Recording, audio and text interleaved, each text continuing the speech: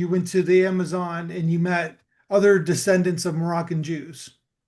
Yeah, but my project in Amazonia took 15 years since my first visit until I completed the film and returned to Amazonia to screen the film all over the place. Actually, I returned from Brazil exactly 1 year ago, and I did a 6 week trip in Amazonia and throughout Brazil screening my film. We can talk about the feedback and the meaning of the film to the people and communities I documented.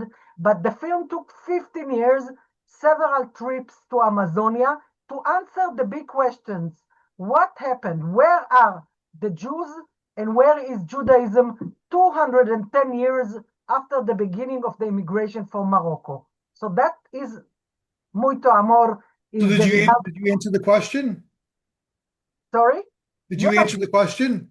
yes. The simple answer is that 210 years later, there are two normative established Jewish communities in the big cities of Belém and Manaus, people who see themselves as Jews, living as Jews, practicing Judaism, very strong communities praying in the style and type of prayers of Moroccan Jews all over the world.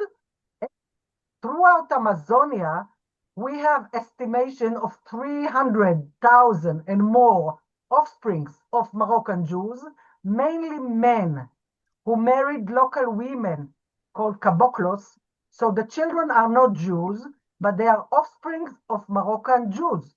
And what I found throughout Amazonia, I went very deep in an area called Marajo, and I found there people who still carry the Moroccan Jewish names. I discovered a part in a Christian cemetery, which is dedicated to the Jews who died there, all with Moroccan names. And I went with a boat deep in the Amazon to meet people that still have Judaism in their heart. So the two communities in Belém and Manaus are Jewish communities.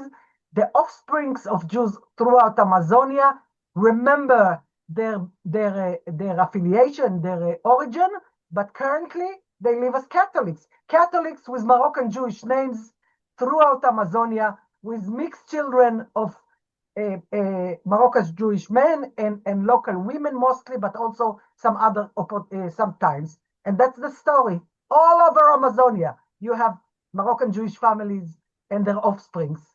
Gotcha. So it's a matriarch religion, meaning that it's from the mother's religion. So for example, I'm not Jewish, my wife is Jewish, so therefore my kids are Jewish, right? That's correct. But you see, there are many communities in the world that their religion, just like Islam, go by the father. Okay, Yeah, that's how it all sure. began.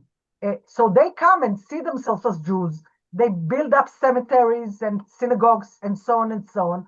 And then when they marry non-Jews, it's in how one children say. For my mother, I'm a Jew. For my father, I'm a Muslim or Christian. Uh, Yeah. and and what is interesting that I just came back to Brazil. I screened my films throughout Amazonia, and what I found, one question in the film was, what is the future of the Jews of Amazonia? Will they survive? What will happen? Who will survive? And I was amazed. I came back after 15 years to the same places where I started.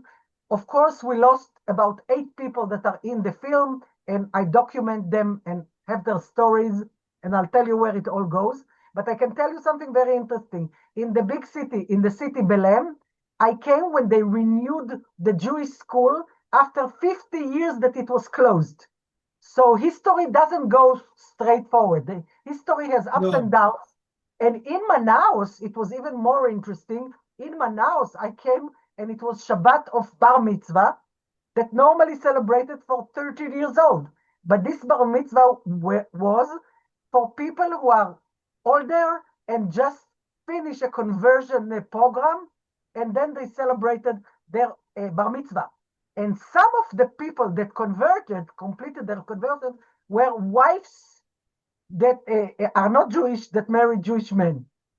So what Yeah. I want to tell you that the dynamics and the survival is amazing. these days, the leaders of the community working on building up a Jewish museum, a heritage center to tell the story of Moroccan Jews in Amazonia. So I Yeah. immediately donated all the footage of the film because this is their story, this is their life, this is what they want. And by the way, it's very interesting. I met recently with the Brazilian ambassador in Israel, and he watched the film and he loved it very much. And he said, we have to make sure that all Brazilian people can watch the film on television because this is not just the story of the Jews who survived in Amazonia. This is how the Amazon actually developed. This is the contribution of Jews in this part of Amazonia and the rest of the world. Yeah. And it's very, very interesting because not everyone, not in Israel and not in Rio or Sao Paulo, even know about this big story of Jews in Amazonia. It's amazing, right?